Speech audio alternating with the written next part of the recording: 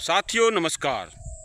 आप जानते हैं कि इन दिनों बिहार के आरा में जातीय हिंसा को बढ़ावा देने के लिए राष्ट्रीय जनता दल से जुड़े हुए लोग, माले से जुड़े हुए लोग और यादव समाज के लुच्चे लफंगे टाइप के लोग इतने हद तक आगे बढ़ चुके हैं कि अगर इस चीज़ को, इस बात को, इस घटिया हरकत को और इस जो है आग लगाने वाली हरकत को नहीं संभाला गया, माननीय नीतीश कुमार जी के द्वारा नहीं रोका गया, तो हो सकता है बिहार जातिगत जो है हिंसा प्रतिहिंसा की दौर में जो है 90 की दशक की तरह जलने लग जाए।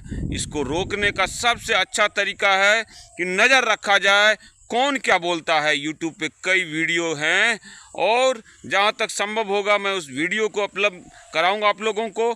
और जिस बबलू सिंह के परिवार को, 5 घर राजपूतों को लहरपा में, जो कि संदेश इलाके में पड़ता है आरा के, तो वहाँ पर उजाड़ देने की बात, पारी उजाड़े, बेलाउर उजाड़े, ये वो बकवास, इस तरह से चैलेंजिंग करना और जो है मतलब इसके द्वारा जो है यादव लोगों को जो भोले भाले हैं उनको हिंसा के लिए प्रेरित करना, उनको जो है उकसाना, सोशल मीडिया पे गंदी गंदी गालियाँ, बदला लेंगे, ये करेंगे, 5 घर राजपूत है उजाड़ देंगे। अगर इस तरह की चीज़ें होगी तो आप समझिए कि जो है इससे बिहार के दूसरे इलाकों में भी जो है हिंसा भड़कने का खतरा है। आखिर ये कौन है अरुण यादव? आखिर उसके पास जो ये शीश महल बना हुआ है कहाँ से लाया अरुण यादव, जो खुद एक करप्ट आदमी है, दूसरे को खूनी बता रहा है, जो भी बता रहा है। अगर बबलू सिंह फरार है तो आज न कल वो पुलिस में सरेंडर करेंगे। हो सकता है अभी दबाव की बात हो, बहुत बात हो, है ना, और हो सकता है कि वो सोच रहे हैं कि अभी मुझे जानबूझ के फंसाया जा रहा है। जबकि ये बात बिल्कुल क्लियर है कि लव कुश यादव अपने गांव की लड़कियों को भी छेड़ता था और उन लोग बताने में डरते हैं। पुलिस को, प्रशासन को जांच करने की ज़रूरत है, क्योंकि बेटी का मसला होता है, कौन सी समाज की है, किस परिवार की है, तो कौन है वो परिवार जिसको, जिन परिवारों के लड़कियों को ये लव कुश यादव और उसके साथी जो भी मारे गए, सब के सब जो है, चाहे वो छोटे हुए बच्चे, थार पर बैठ करके बाजार में घूमना, लोगों को धमकाना, लड़कियों को स्कूल के पास ताड़ना, रास्ते में ताड़ना, यही उसकी हरकत थी। बाकी बैंक रॉबरी से लेके बहुत तरह के आरोप जो हैं उस पर है। जो वहाँ 2-3 लड़के की मौत हुई है, तो उसमें से कुछ लड़कों के ऊपर कहा जा रहा है कि डकैती के अलावा लड़कियों के छेड़छाड़ करने बाजार में और उस गांव में भी जो है, चाहे कुशवाहा हो या अन्य पिछड़ी जातियाँ या राजपूत, उसके बारे में क्या सच्चाई है बताएं। बिल्कुल सच्चाई है।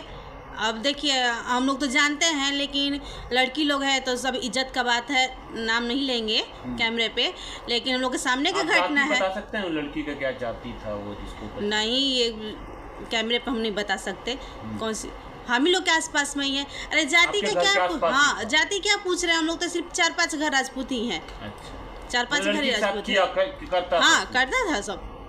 बाजार में या गांव चलते? बाजार में, गांव चलते। हाई स्कूल है अगियाओं में, तो जो लड़कियां हैं हाई स्कूल में पढ़ने जाएंगी वो तो पैदल ही जाती हैं ना। वहाँ के आसपास के जितने भी गांव हैं, वहाँ की लड़कियां हाई स्कूल में जाती हैं तो पढ़ने जाती हैं। रोड पे लड़कियों को पकड़ के छेड़छाड़ करता था सब। ये तीनों लड़के, ये तीनों, ये मकरध्वज, राहुल, लवकुश, ये सब इन लोग का गैंग बना हुआ है। थार पे चल के मतलब बाजार में वो दबंगे भी दिखाता था सब उस दिन। काम बताएं, या तो न्यूज में उसके पिताजी अपने खुद मुंह से कबूले हैं। क्या? जिस दिन घटना हुआ था उस दिन भी कबूले हैं कि ये हथियार लेके घूम रहा था सब। अच्छा ये बताइए, नहीं उसके उनके आरा की जो है, आरा में भी डकैती ये वगैरह की भी बात सामने आई है, वो क्या अलग अलग थाने में डकैतियों का उनके ऊपर मुकदमा था? हाँ, बहुत सारा, इन दोनों पर तो बहुत सारे थाने में मुकदमा है। डकैती का है, रोड रॉबिंग का है, छीना झपटी सब करता था ये सब। और अवैध हथियार सप्लाई करता था ये सब। बालूघाट पे छीना झपटी करता था। बालूघाट पे जो वहाँ के विधायक हैं वो भी मतलब कुछ घूमी फिरी बातें वो करने लग गए, धन बढ़ाओ मन बढ़ाओ। तो वही तो देखिए खुले मंच से कह रहे हैं कि हम लोग 150 घर है, वो लोग 10 घर है। तो अब तो सामने दिखाई दे रहा है ना कि किसका धन बढ़ा है, किसका मन बढ़ा है। विधायक जी कह रहे हैं कि धन बढ़ाओ मन बढ़ाओ।